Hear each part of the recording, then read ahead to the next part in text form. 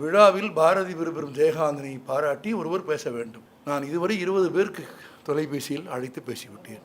ஒருவரும் சம்மதிக்கவில்லை. எதற்கு? ஜெயகாந்தனை பாராட்டி ஜெயகாந்தன் முன்னால் பேசுவதற்கு. எல்லோரும் தயங்குகிறார்கள், அச்சப்படுகிறார்கள். நீங்களும் மறுக்கக்கூடாது. சரி, நான் சம்மதித்தேன்.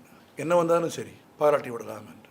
ஆச்சரியமான ஒரு சம்பவம் நடந்தது. நான் பேசி முடித்த பிறகு ஜே.கே. சொன்னார், என்னை பற்றி நண்பர் கிருஷ்ணகுமார் சொன்ன எல்லாவற்றையும் நான் ஏற்றுக்கொள்கிறேன் என்றார்.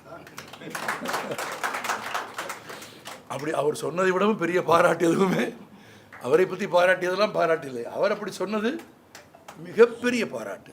ஏனென்றால் நான் கல்லூரியில் புகுமுக வகுப்பு மாணவனாக இருந்தபோது என் கல்லூரிக்கு இலக்கிய விழாவிற்கு பேச வந்தபோது தான் நான் முதலாக ஜெயகாந்தனை பார்த்தேன்.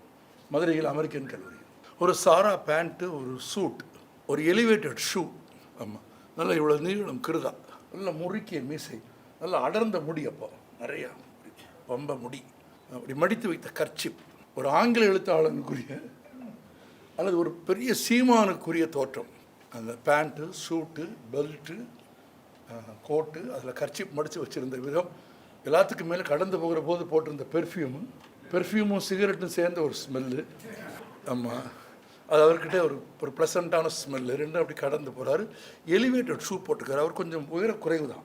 ஆனால் அவர் உயரக்குறைவு என்பதே அவர் வாழ்நாளில் அவர் இருந்து பழகிய யாரும் உணர முடியாத உயரத்தோடு அவர் இருந்தார்.